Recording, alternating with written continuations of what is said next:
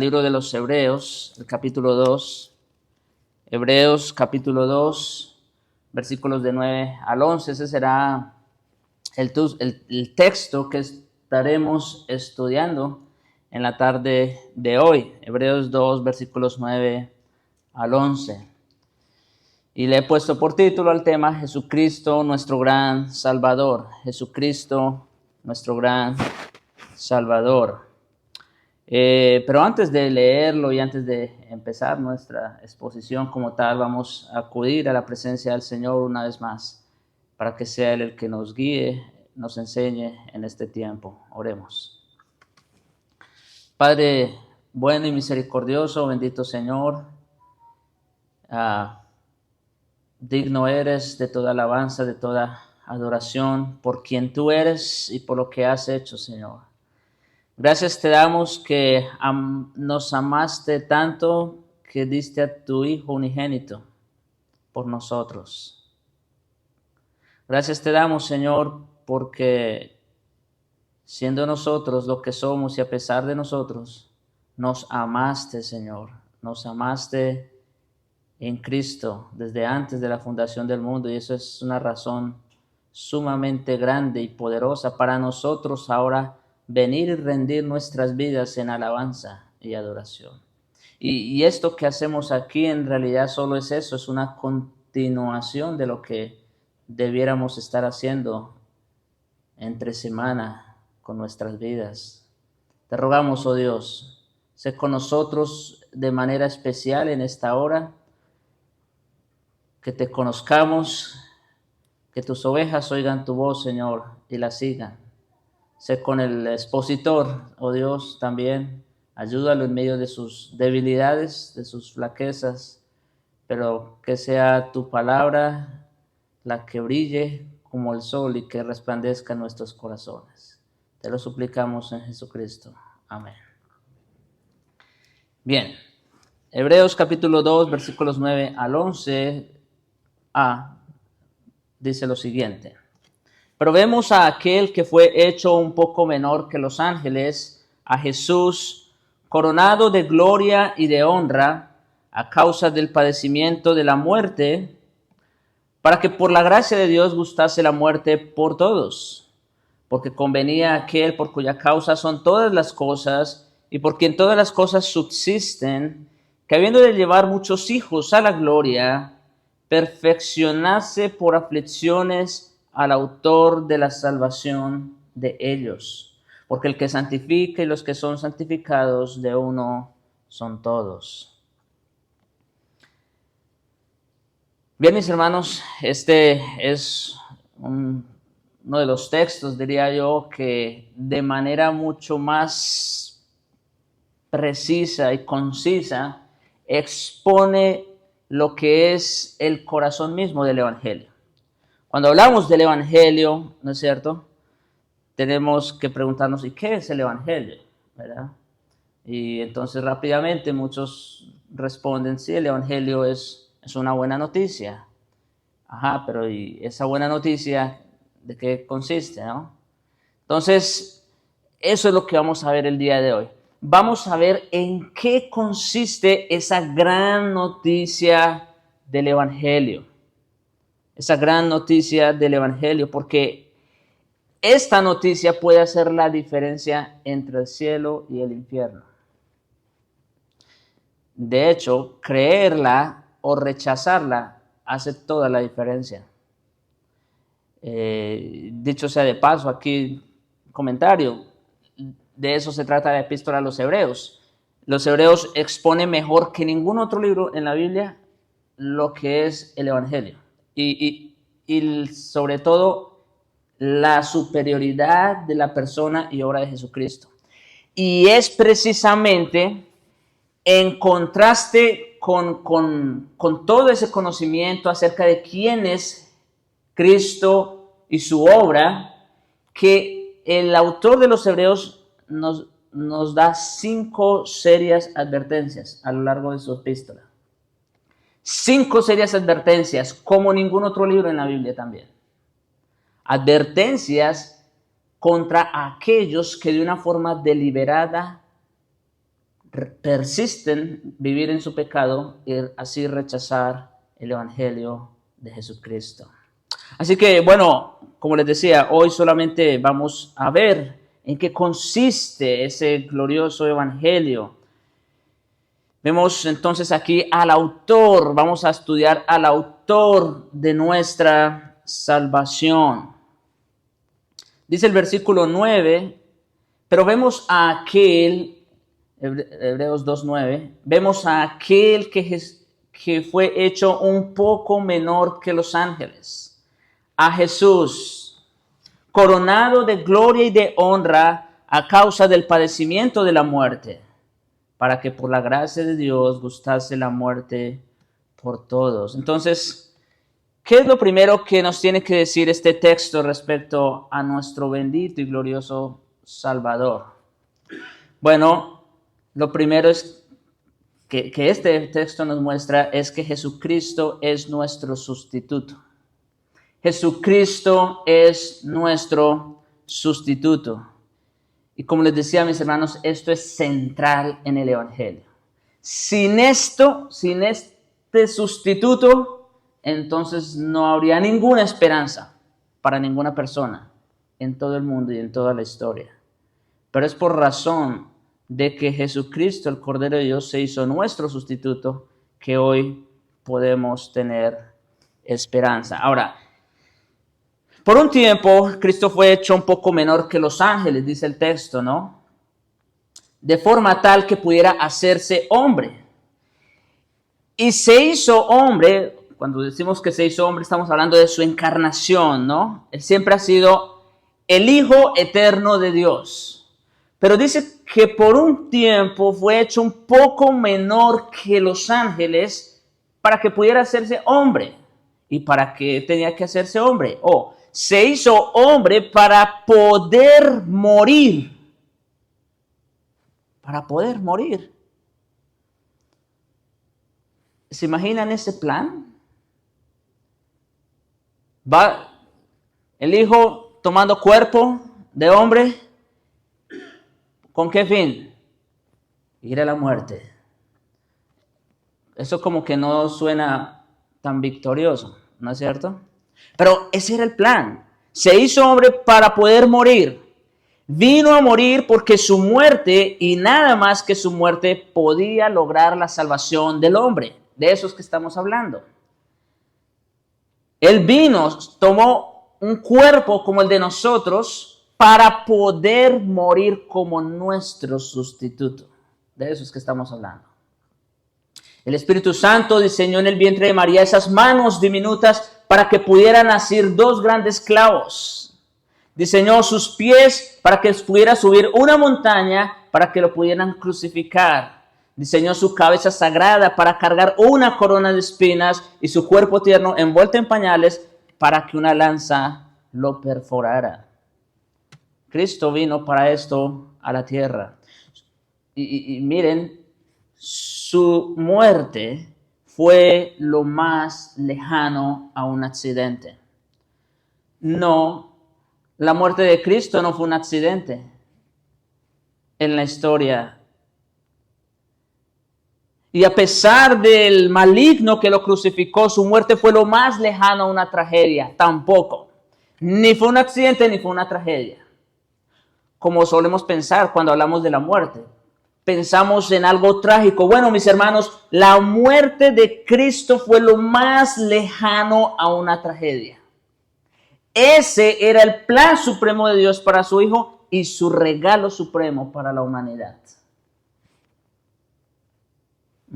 Una muerte con propósito, ¿no es cierto? Una muerte con propósito. Dios creó al hombre en inocencia y le dio un dominio sobre la tierra.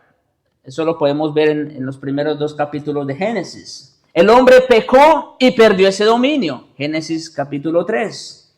Pero Jesucristo vino a morir, a quitar la maldición para que el hombre pudiera volver a obtener ese dominio. Por tanto, su muerte fue la muerte con mayor propósito.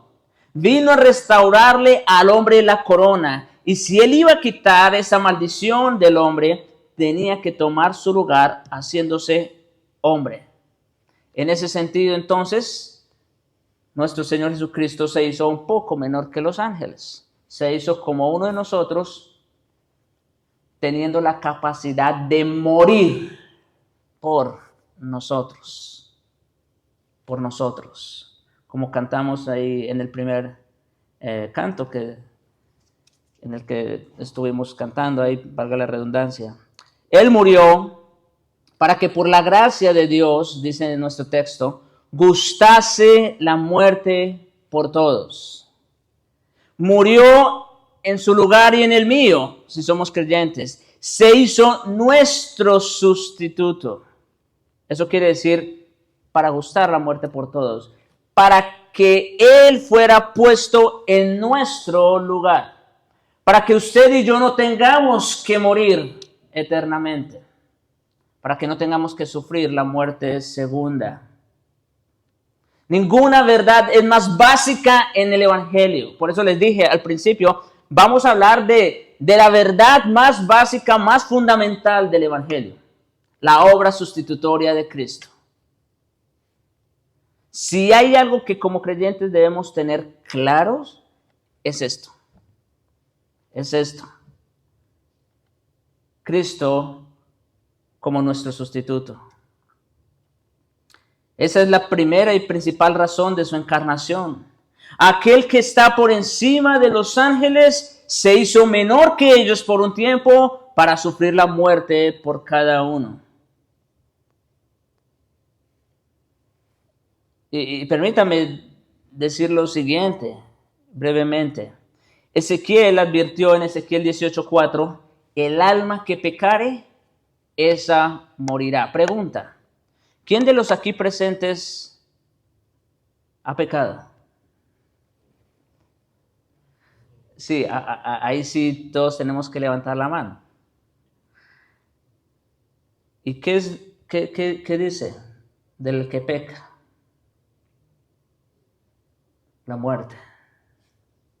Y Pablo lo repite con toda claridad en Romanos 6:23. La paga del pecado es muerte. Eso quiere decir, ¿sabe qué? Que si usted y yo hemos pecado, lo cual es verdad, hemos pecado, lo justo que merecemos que es la muerte. Eso es lo justo. La muerte. El pecado trae como consecuencia muerte, invariablemente y sin excepción. Por tanto, el hombre dejado a sus propios recursos no tiene más perspectiva que la muerte. Si quitamos y sacamos a Cristo, al Cordero, de la escena, todo lo que nos espera a nosotros es la más terrible y densa muerte. Eso es todo, es nuestro fin. Pero Dios, como siempre, se ha dicho en otras veces, pero Dios, Él es quien hace la diferencia. Dios tiene una solución, un sustituto que cumpla con el castigo del hombre, ¿sí?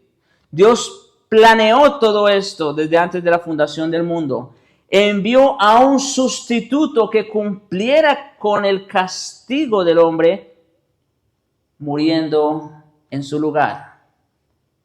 O sea, noten, nosotros todos estábamos condenados, muertos en nuestros delitos y pecados. No teníamos ninguna otra expectativa más que la condenación eterna. ¿Y qué dice? Que Dios en Cristo proveyó un sustituto para que ya nosotros no tengamos que sufrir esa muerte. Ese era su plan, enviar la segunda persona de la Trinidad.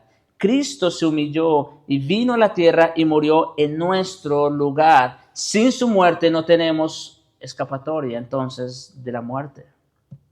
Y rápidamente voy a mencionar algunos aspectos de su humillación. Eso de que Cristo se hizo por un tiempo menor que los ángeles. Eso implica varias cosas. En primer lugar, hablemos de los receptores de su humillación. ¿Quiénes son los receptores? Bien, El mensaje fundamental de la redención es que Dios se hace hombre para sustituir al hombre en la muerte y por tanto liberar al hombre para que pueda vivir con él. ¿Quiénes son los receptores de esa humillación? El hombre. El hombre, pero no todos los hombres. No todos los hombres. Aquellos, como dice, de tal manera envió Dios al mundo para que todo aquel que en él cree. Para aquellos que creen en él, Jesucristo es su sustituto. Para aquellos que creen en él ya murió la muerte por usted. Esa es la sencillez del evangelio, mis hermanos. Es sorprendente darse cuenta que el creador de los ángeles, el jefe de los ángeles, el señor de las huestes angélicas, aquel a quien los ángeles adoran, debía hacerse por un tiempo y por causa nuestra un poco menor que los ángeles. Eso es humildad extrema y la experimentó por nosotros. Así que, hermanos, si eres creyente, si has nacido de nuevo, si estás en plena comunión con el Señor, puedes decir con toda confianza que Cristo murió por ti como tu sustituto. Pero hablemos ahora del alcance de su humillación. ¿Hasta dónde fue esa humillación? Bien, en la muerte de Cristo, mis hermanos, vemos lo vasto de su alcance. Los ángeles no pueden morir, ¿verdad? Los ángeles no pueden morir. Cuando cayeron en el principio con Lucifer, sí, Dios los expulsó del paraíso donde se encontraban. Pero los ángeles no pueden morir. Pero Jesús vino a morir. Jesús vino a morir. Se puso tan por debajo de los ángeles que hizo algo que ellos nunca podrían hacer. Ellos no podían morir, Jesús murió. Su muerte, además, no fue fácil ni gratuita. Miren, mis hermanos, nosotros hablamos de la gracia de Dios, ¿verdad? Como la fuente de nuestra salvación. O sea, todo se originó en ese santo ser que está lleno de gracia y de amor. Para nosotros la salvación sí es de pura gracia. No nos cuesta nada. Pero no para el que pagó el precio. No para aquel que pagó el precio. Su muerte no fue fácil ni gratuita. Su muerte fue con sufrimiento. La salida de Cristo de la tierra de los vivientes no fue calmada ni pacífica, sino que estuvo acompañada de tortura externa y agonía interna. De hecho, lo más doloroso, lo más fuerte que el Cordero sustituto experimentó no fue tanto los clavos en la cruz, la corona de espinas, la lanza que le atravesaron. Claro, eso causa algún dolor. Tampoco fueron las burlas, el escarnio público. No. Lo que más abrumó a nuestro bendito Señor Jesucristo fue esa agonía interna de haberse tomado hasta la última gota todos nuestros pecados. ¿Oyeron eso? Piensen, hermanos, por un momento, todos esos pecados que cometen día tras día, tras día, tras día. Y eso que no todos los pecados los conocemos. Hay algunos que todavía están ocultos. Pero piensen en esos que saben que son pecado. Jesucristo se tomó todos esos pecados, suyos y míos. Pero no solo eso, sino que al tomarse todos esos pecados, se tomó consigo toda la culpa de esos pecados. Imagínense eso. Ustedes, si son creyentes, yo creo que han experimentado la culpa de algún pecado, seguramente. Jesucristo experimentó la culpa de todos los pecados, de todos los que iban a creer en Él. Y junto con la culpa, se tomó hasta la última gota la ira del Santo Dios que venía contra nosotros. Por eso, la muerte de Cristo no fue pacífica.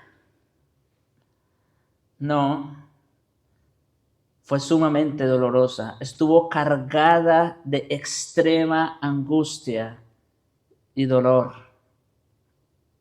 La muerte que gustó Cristo fue la maldición de nuestro pecado.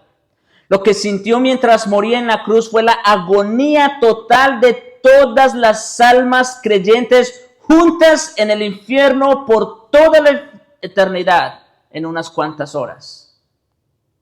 Piensen eso. Piensen eso. Si yo solo por mis propios pecados merezco una eternidad en el infierno, imagínense lo que Cristo sufrió por todos aquellos por quienes murió. Bueno, eso Él lo experimentó en carne propia. Todo el castigo por todo el pecado de todos los santos en todos los tiempos. Esa fue la profundidad, ese fue el alcance de su humillación. Hasta ese punto fue su humillación. Nosotros no podemos imaginar, en otras palabras, no podemos imaginar tanta agonía, tanto sufrimiento. No era culpable de pecado alguno, sin embargo sufrió por todos nuestros pecados, como dice Isaías 53. ¿Escucharon eso? Cristo no era culpable de ningún pecado, porque Él nunca pecó. Y sin embargo, sufrió por todos nuestros pecados, como si los hubiera hecho. Eso significa que Él es nuestro sustituto. Eso es lo que significa. Ven, mis hermanos, que hablando de la verdad más básica del Evangelio, muchas veces ni siquiera nosotros mismos nos damos cuenta del alcance que eso puede tener. ¿Hasta dónde nuestro Señor Jesucristo estuvo dispuesto? Es muy fácil decir, sí, yo creo en Cristo, yo soy creyente, yo asisto a la iglesia, yo me bauticé y tomo la cena.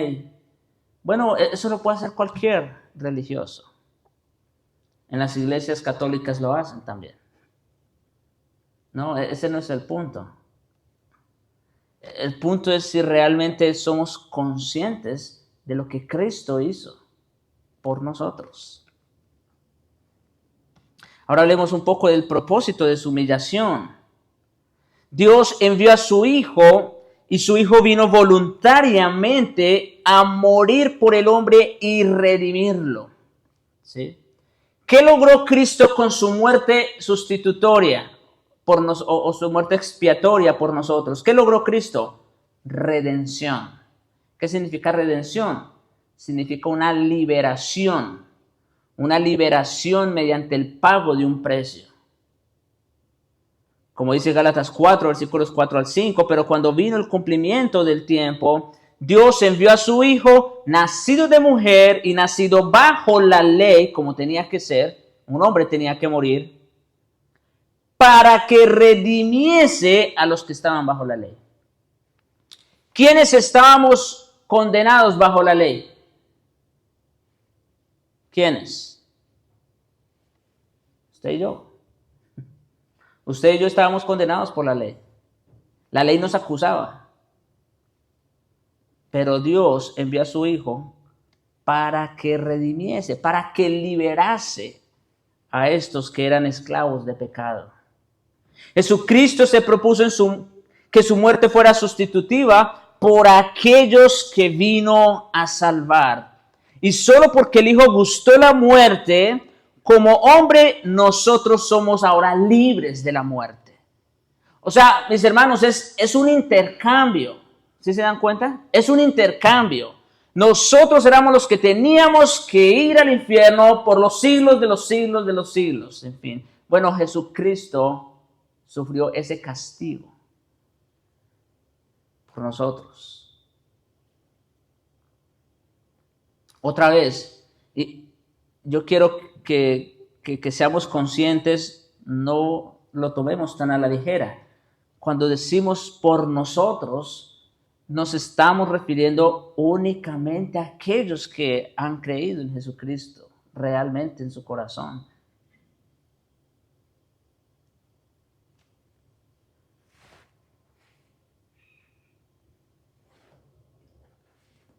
Históricamente los reyes han tenido quien les pruebe la comida para protegerlos de un posible envenenamiento. Jesucristo bebió hasta el fondo la copa del veneno que nos pertenecía a nosotros. El rey se tomó la copa en lugar del súbdito. ¿Qué les parece? Eso fue un intercambio glorioso. Ahora hablemos un poco del motivo de su humillación. ¿Qué fue lo que motivó al Señor Jesucristo humillarse hasta tal grado? ¿Por qué? No tenía ninguna obligación, ¿saben? Nuestro Dios hubiera podido mandarnos perfectamente al infierno a toditos. Y eso es lo justo. Eso hubiera sido justo. Pero no lo hizo. ¿Por qué? Para que por la gracia de Dios gustase la muerte por todos. Sí, mis hermanos.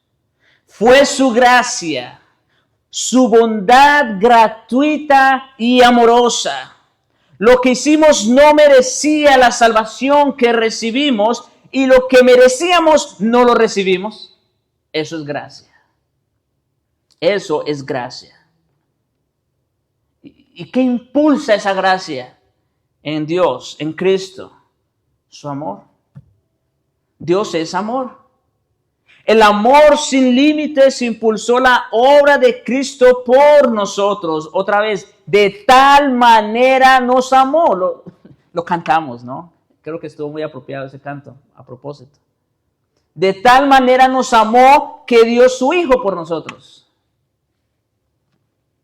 Fue su amor. Jesús murió únicamente con base en su amor. No fue principalmente por las manos de los hombres o por obra de Satanás que murió por nuestros pecados, sino por el plan determinado y el conocimiento divino. Nadie, dice nuestro Señor en Juan 10:18, nadie me quita mi vida, sino que yo de mí mismo la pongo. ¿Oyeron eso?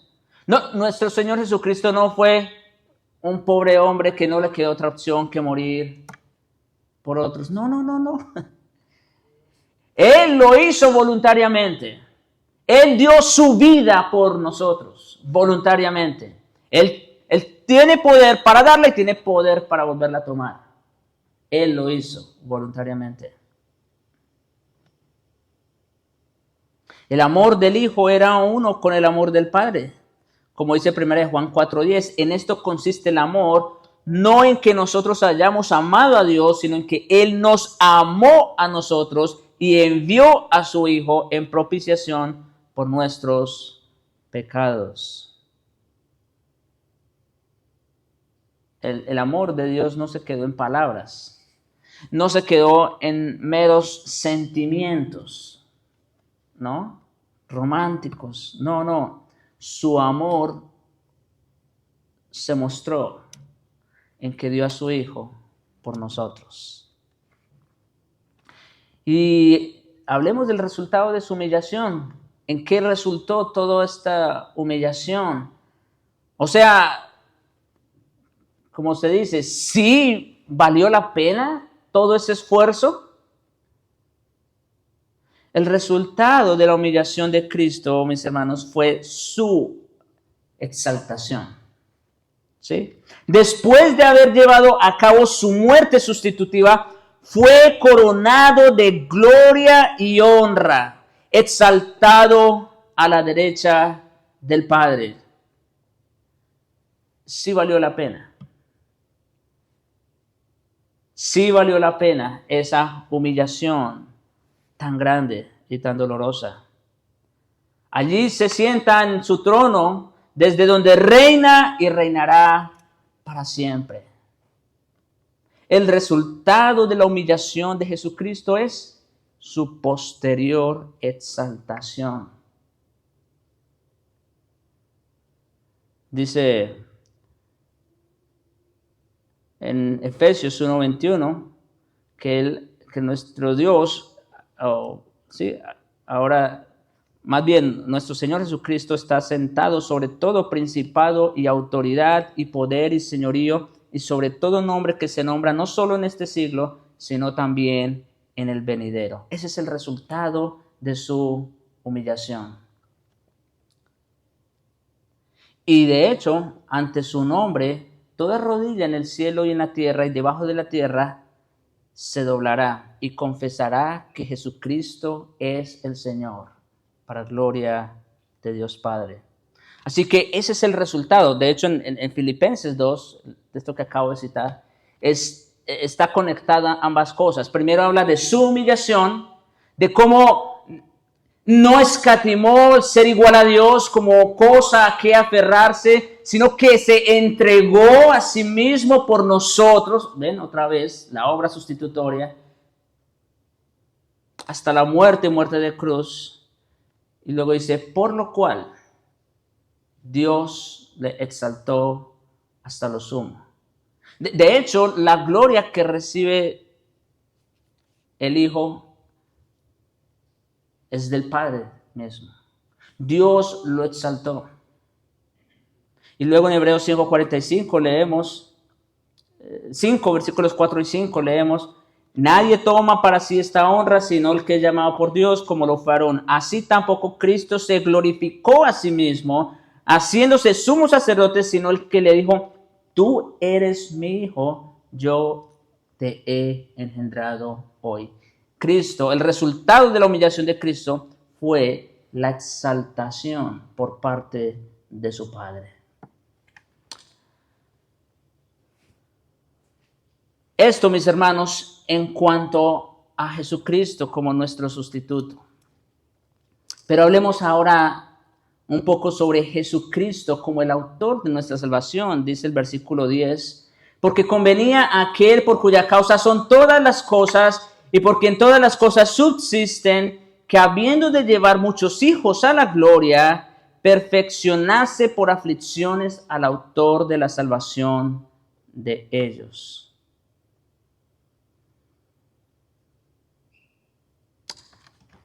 Esa frase convenía, ¿verdad? Convenía que por cuya causa son todas las cosas, en fin. Esa palabra convenía, mis hermanos, vuelvo y reitero, habla de una conveniencia en el sentido de que una vez decidido el plan de redención, lo hecho por Dios a través de Jesucristo era consecuente con su carácter. Vuelvo y repito, Dios no tenía ninguna obligación con el hombre de salvarlo. Dios no tenía ninguna obligación con nosotros. Pero una vez se decidió en el consejo eterno redimir al hombre, rescatar al hombre. Una vez se acordó eso, entonces convenía o se hizo necesario, ¿sí?, que el Hijo tomara forma de hombre y que se humillara hasta la muerte y muerte de cruz. En ese sentido es que convenía, no por causa de Él, sino por causa de nosotros. Y rápidamente veamos en qué sentido esa conveniencia es consecuente con su carácter, ¿sí? Como dijimos, una vez Dios trazó el plan, entonces era conveniente, era conveniente que se hiciera así por causa de su carácter. Veamos algunas cosas que son consecuentes con su carácter. En primer lugar, es consecuente con su sabiduría, con la sabiduría de Dios. La cruz fue una obra maestra de sabiduría, Dios resolvió el problema que ninguna mente humana o angélica podría haber resuelto. Nos metimos en el más grande lío y no teníamos cómo salir de ahí. No teníamos cómo salir de ahí. Pero Dios lo resolvió en su sabiduría infinita. Pero también lo que hizo nuestro Señor fue consecuente con su santidad. Porque Dios mostró en la cruz su odio contra el pecado, matando a su propio Hijo. Imagínense eso. Mató a su propio Hijo cuando en lugar de verlo a Él nos vio a nosotros. Eso es consecuente con su santidad. Dios no puede pasar por alto el pecado. Pero también fue consecuente con su justicia. Sí, mis hermanos, ya que no pudiendo pasar por alto el pecado de sus escogidos, una vez Él decidió salvar, entonces Dios cargó a Cristo con nuestro pecado para castigarlo a Él por nosotros. Sí, porque hay quienes dicen que, bueno, si Dios decidió salvar a algunos, pues entonces no fue justo con aquellos que salvó. No, en Dios no hay injusticia, en ninguna manera. En Dios no hay injusticia. Alguien tuvo que pagar el precio. Alguien tuvo que pagar el precio. Y en ese sentido, Dios cargó a Cristo con nuestro pecado para poder castigar nuestro pecado en Él. Pero también fue consecuente con su poder, ¿sí? Siendo el despliegue de poder más grande que se haya manifestado. Y es que, escuchen esto, Cristo soportó en unas cuantas horas lo que habría tomado una eternidad para pecadores irredentos, o sea, pecadores que no son salvos. Cristo soportó en unas cuantas horas lo que para los pecadores va a tardar toda una eternidad. ¿Y por qué? Alguien podría decir, pero pues no es justo. Si Él iba a pagar por aquellos, ¿por qué los otros van a tener que pasar toda la eternidad en el infierno? Como que si se pone en una balanza, pareciera injusto. Otra vez, en Dios no hay injusticia. ¿Saben por qué? ¿Saben por qué con unas cuantas horas Cristo pagó a totalidad el precio de nuestra deuda? Porque el que estaba ahí no era cualquier hombre. No era uno como usted ni como yo. Era el mismísimo Hijo de Dios. La segunda persona de la Trinidad. La que estaba muriendo en la cruz. Pero también su obra fue consecuente con su amor, en el sentido de haber amado tanto al mundo que dio a su Hijo unigénito por la redención de todo aquel que en Él cree. Ya lo dijimos hace un momento. Y finalmente, lo que hizo fue consecuente con su gracia, porque el sacrificio de Cristo era sustitutivo. O sea, nosotros ahora recibimos lo que no merecíamos. Ese es el punto. Eso significa gracia. Que nosotros ahora recibimos de Dios lo que no merecíamos. Y al contrario, Él recibió lo que nosotros merecíamos. Una vez planeada la salvación, fue totalmente consecuente con la naturaleza de Dios. Y en ese sentido era conveniente que Jesucristo lo hiciera. La conveniencia del Padre también era del Hijo. La humillación que Cristo sufrió por la salvación del hombre era consecuente con su amorosa naturaleza de gracia. Aunque todas las cosas son por su causa y por Él subsisten, se hizo por un tiempo menor que los ángeles para llevar muchos hijos a la gloria y convertirse por aflicciones en el autor perfecto de la salvación de ellos.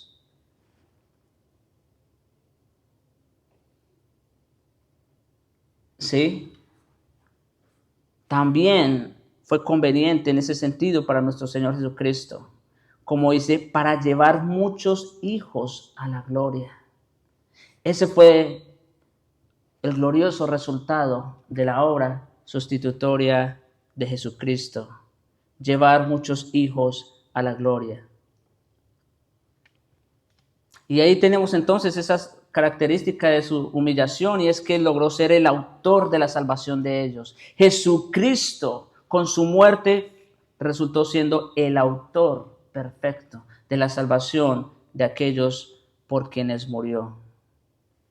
Esa palabra autor, rápidamente, significa pionero o líder.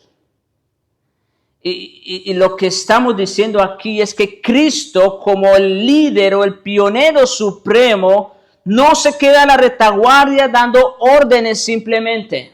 No. Siempre está delante de nosotros como líder perfecto, al punto de dar su vida por nosotros. ¿Sí? O sea, nosotros íbamos rumbo a la muerte, al abismo, a la perdición. Cristo, como el autor de nuestra salvación, como el líder perfecto, toma la delantera y Él es el que sufre la caída en el precipicio en lugar de nosotros. Otra vez lo vemos aquí como sustituto, como líder perfecto, el autor de nuestra salvación. Para la mayoría de las personas, la vida se hace más angustiosa y espantosa al momento de su muerte. Es más, es algo que ni siquiera las personas muchas veces quieren pensar, en la muerte. Ese es el punto en el cual no podemos avanzar ni un paso por nuestra cuenta. Pero el autor de la salvación nos promete lo siguiente en Juan 14, 19. Porque yo vivo, dice el Señor, vosotros también viviréis. Porque yo vivo, vosotros también viviréis. Y en otro texto, en Juan 15, en Juan 11, dice, yo soy la resurrección y la vida. El que en mí cree, aunque esté muerto, vivirá. Sí, mis hermanos, la muerte para el Señor Jesucristo no es ningún problema. No es ningún problema. Él, es más, Él mismo se adelanta a nosotros también en ese sentido. Porque no solo sufrió la muerte por nosotros como nuestro sustituto, sino que también Él es el primogénito de la resurrección. En ese sentido, lo que quiere decir primogénito es que Él se adelanta como nuestro sustituto, Él se adelanta a nosotros en la resurrección, de tal manera que todos aquellos que creen y mueren en Él, o sea, estando unidos a Cristo, tienen exactamente la misma esperanza de resucitar con Él. Y ya no para morir otra vez. Ya no para morir.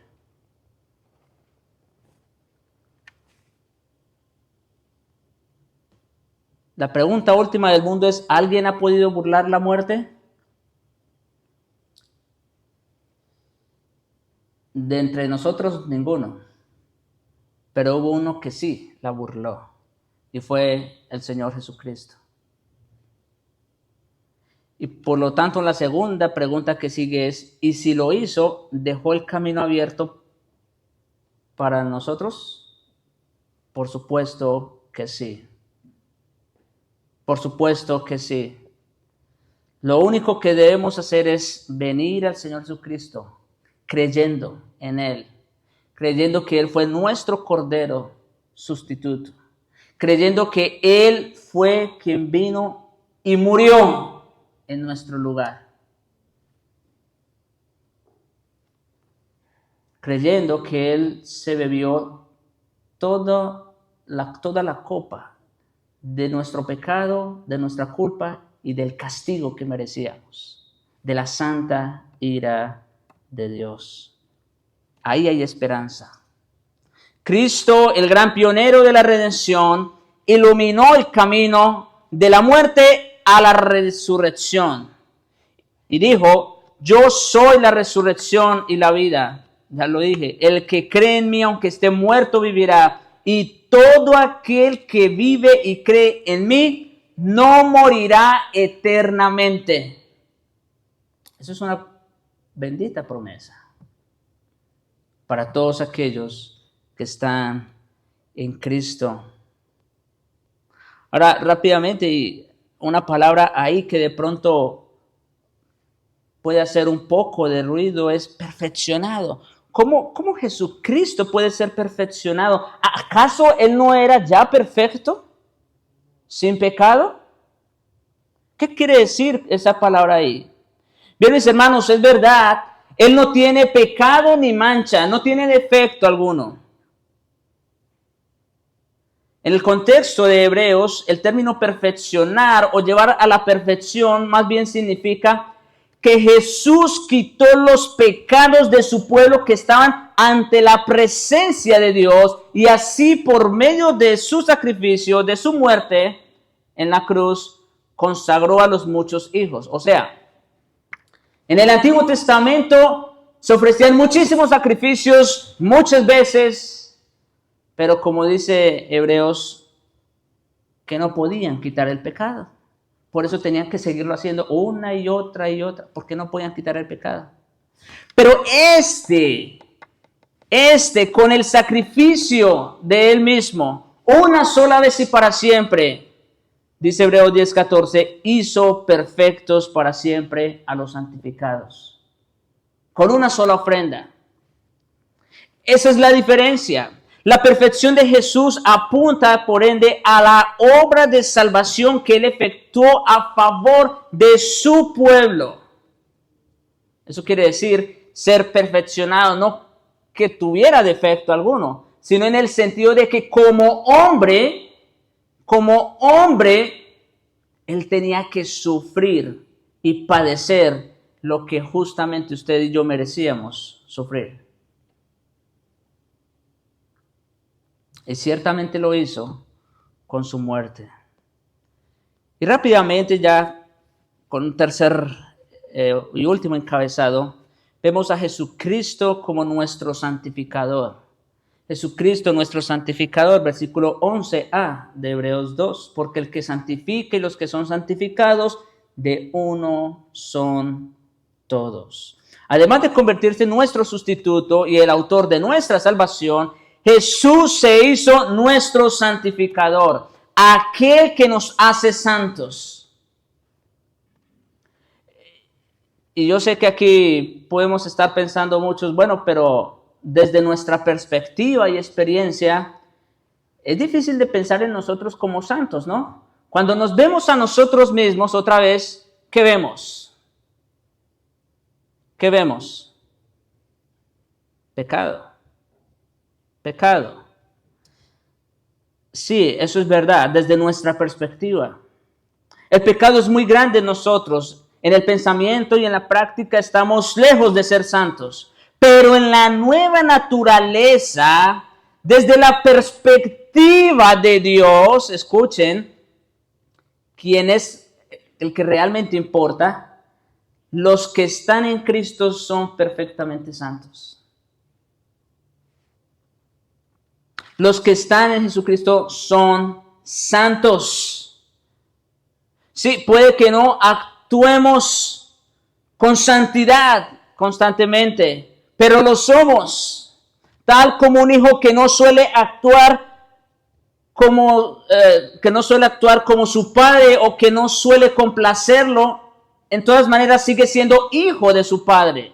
O sea, ustedes que tienen hijos, si su hijo se porta mal 1, 2 y 3 veces, y las veces que sea, no van a dejar de ser hijos en todas maneras.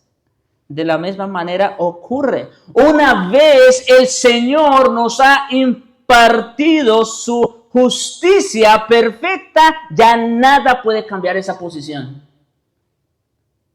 Ya somos contados como justos. Dice Hebreos 10:10, somos santificados mediante la ofrenda del cuerpo de Jesucristo hecha una vez y para siempre. Su sacrificio nos hizo santos y nos hemos convertido en los que son santificados. Cristo, mis hermanos, ha eliminado la posibilidad de la pecaminosidad posicional. ¿Qué significa eso? ¿Qué significa pecaminosidad posicional? Bueno, quiere decir precisamente el hecho de que ante Dios ahora Él nos vea como pecadores. No, mis hermanos, eso ya no puede pasar. Ya Dios a los que están en Cristo no los ve de esa manera. Hebreos 10:14, porque con una sola ofrenda hizo ¿qué? Perfectos para siempre a los que son santificados. En Cristo nuevas criaturas somos y ahora somos vistos por Dios como santos. De hecho, no hay otra manera de que Él vea a sus hijos. No nos ve como pecadores, porque si nos viera como tal, entonces todavía estaríamos en problemas, todavía estaríamos en condenación, pero ya no hay condenación para el que está en Cristo. ¿Por qué? Porque en virtud de su obra por nosotros, ahora somos contados y vistos como santos, posicionalmente. Tal es la maravilla y la bondad de la gracia de Dios que al que no conoció pecado, oigan esto, al que no conoció pecado, por nosotros lo hizo pecado. ¿Ven que hay un intercambio ahí otra vez? Él no conoció pecado, pero ¿qué dice? Lo hizo pecado por nosotros, para que nosotros ahora fuésemos hechos ¿qué? Justicia de Dios en él. La mejor de las noticias. Ahora, volviendo al principio, ¿se dan cuenta de en qué consiste la buena noticia? Sí, el Evangelio es una gran noticia, pero hermanos, tenemos que saber en qué consiste esa gran noticia. No solamente quedarnos con la idea, el concepto de una buena noticia. Cristo murió por nosotros. Sí, pero ¿qué significa eso? ¿Qué hay detrás de eso? ¿Cuál fue el alcance de su humillación, como vimos? ¿Qué implica que Cristo haya muerto por nosotros? Bien, es eso lo que hemos estado viendo aquí precisamente.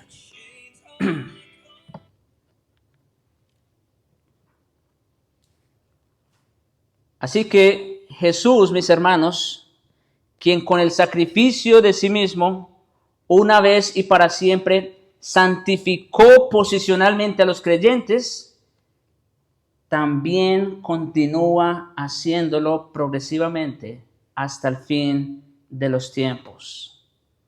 Acuérdense, Él es quien quita el pecado del mundo. Pero su obra, hay que decir esto, su obra no terminó solamente en la cruz, ni con su resurrección. ¿Qué sabemos a la luz de las Escrituras? Que Él está hoy día ¿dónde? ¿Está en dónde? A la diestra de su Padre. ¿Y qué está haciendo allá a la diestra de su Padre? ¿Les digo algo? Él está sirviendo constantemente como sumo sacerdote a favor de su pueblo, intercediendo por los santos, por aquellos por quienes ya murió.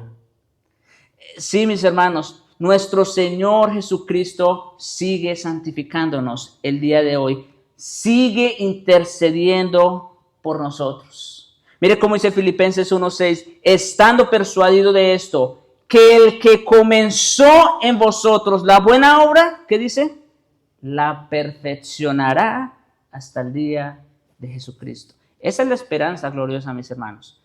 Que sí, nosotros ahorita todavía seguimos batallando, luchando con pecados, pero va a llegar un día en que eso va a cambiar. Porque entonces el que comenzó la va a perfeccionar completamente.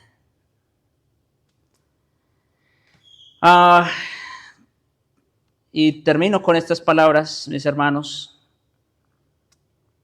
que creo que recogen o resumen todo lo que hemos dicho hasta ahora respecto a nuestro Señor Jesucristo. Oh, qué grande es nuestro Salvador. Vino a este pálido y sórdido mundo a buscar y salvar al más vil pecador. Por eso el salmista expresa con gran asombro: cuando veo tus cielos, obra de tus dedos, la luna y las estrellas que tú formaste, digo, ¿qué es el hombre para que tengas de él memoria y el hijo del hombre para que lo visites? Antes de continuar, ¿cómo nos visitó Dios? ¿Cómo nos visitó Dios? Bueno, lo acabamos de ver. Nos visitó en la persona de su Hijo, cuando tomó forma de hombre y se hizo como uno, se hizo uno como nosotros, para morir por nosotros. El salmista lo dice: ¿qué es el hombre para que tengas de él memoria y el hijo del hombre para que lo visites? Sí, mis hermanos, no somos la gran pieza que pensamos que somos. No. Comparados con este gran Dios, somos como gusanos que fracasamos en nuestro gran propósito de vida y echamos a perder su grande creación. Por eso la creación está gimiendo el día de hoy, por causa de nuestro pecado. Pero por su gran misericordia y a pesar de nuestra gran depravación, Dios nos proveyó en Jesucristo un grande y poderoso Salvador. Él es nuestro sustituto, el autor de nuestra salvación y nuestro santificador. Toda la obra es de Él y por lo tanto toda la gloria se la tiene que llevar Él. Oremos.